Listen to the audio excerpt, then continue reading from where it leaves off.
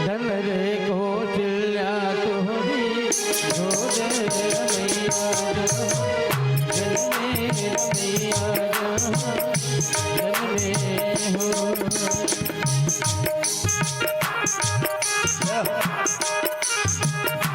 जब कार्तिक का जन्म हुआ, भगवान शिव ने अपने इष्ट राम को याद किया, क्योंकि राम जी ने कहा आपसे मांगने के लिए आया, क्या मांगोगे? बोले विवाह कर लो। विवाह किस प्रयोजन से? बोले आप विवाह करोगे तो आपके यहाँ कार्तिकेय का जन्म होगा। तो आज अपने इष्ट को याद करके और सुंदर सभी देवी देवता आकर के आज स्तवन कर रहे हैं।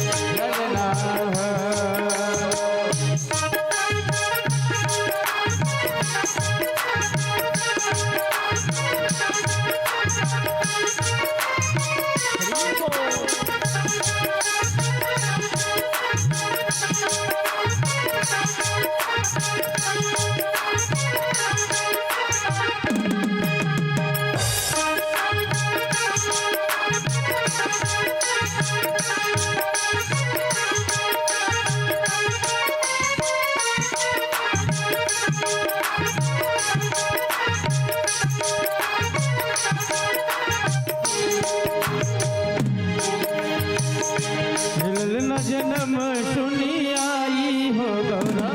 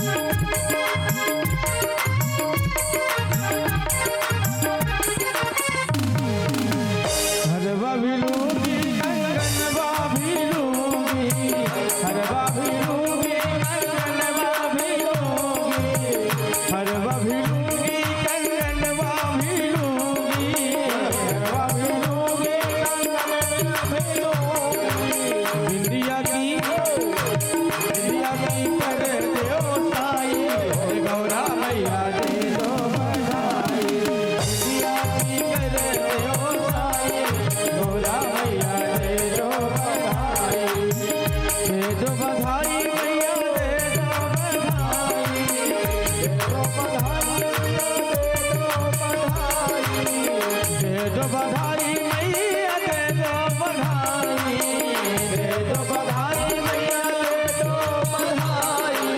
ललना जन्म तुम्ही आई रे गौरा मैया दे दो बधाई, ललना जन्म तुम्ही आई रे गौरा मैया दे दो बधाई, ललना जन्म तुम्ही आई गौरा मैया दे दो बधाई, ललना जन्म तुम्ही आई गौरा मैया दे दो बधाई, ललना जन्म तुम्ही आई गौरा मैया दे दो बधाई, गौरा मैया दे दो बधाई, गौरा मैया दे दो बधाई। बोल शंकर भगवान की जय हो। इसलिए सुंदर बधाई मांगलिक गीतों के द्वारा कार्तिकेय महाराज का सुंदर सम्मान किया गया। उसी क्रम में थोड़ा जब बड़े होने लगे, शिव जी के द्वारा उन्हें त्रिशूल दिया गया, नारायण के द्वारा चक्र दिया गया और माता भगवती के द्वारा कटार दी गई। सभी ने अपने अपने अस्त्र देकर के कार्तिकेय को आशीर्वाद दिया, क्योंकि जो भी अपने में सामर्थ्य आती है वो गुरुजनों और इष्टों के आशीर्वाद से सामर्थ्य आती है। सभी ने देकर के प्रौढ़ किया है कार्तिकेय को। कार्तिकेय बड़े हुए हैं। अब सभी राक्षस कांपने लगे। राक्षसों का राजा उस समय कौन था? बोले तारकासुर था। उसी के द्वारा सब कुछ चलायमान था।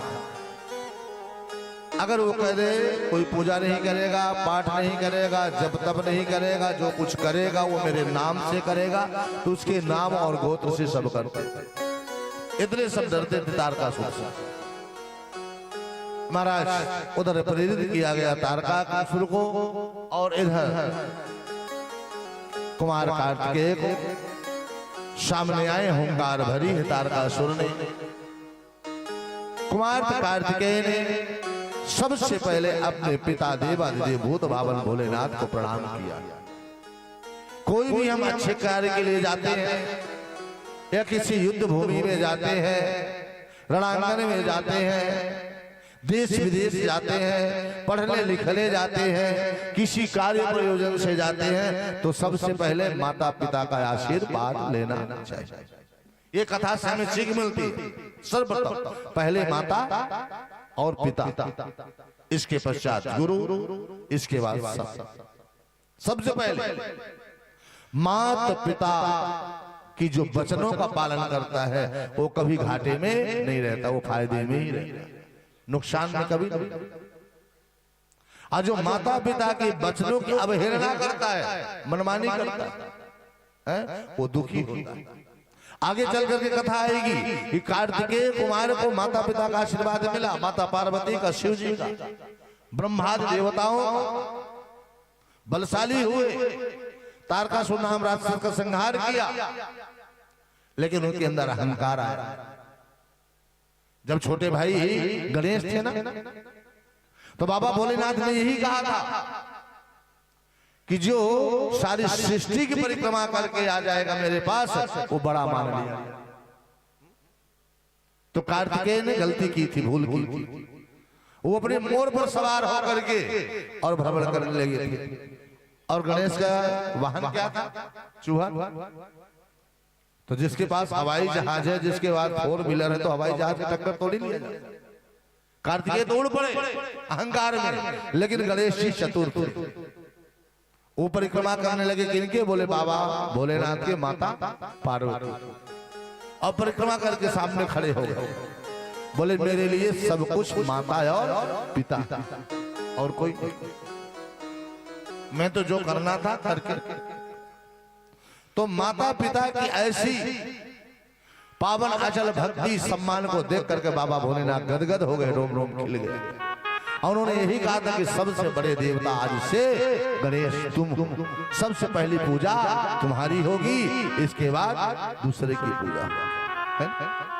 तो जो माता पिता का आशीर्वाद प्राप्त करता है, माता पिता की वचनों का पालन करता है, वो पुत्र अनुरागी होता है, बड़भागी होता है। राम जी ने स्वयं कहा अरे सुन जननी सोई सुत बड़ भागी सुनो जननी सोई सुत बड़ भागी देवी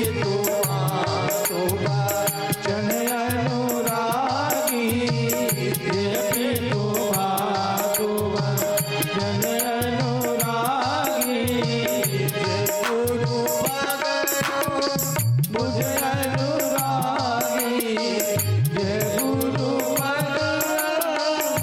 मुझे अनुरागी तेरो कहोगे कहु बड़ भागी तेरो कहोगे कहु बड़ भागी जान में और अनजान में किसी प्रकार से माता पिता का अपमान नहीं होना चाहिए।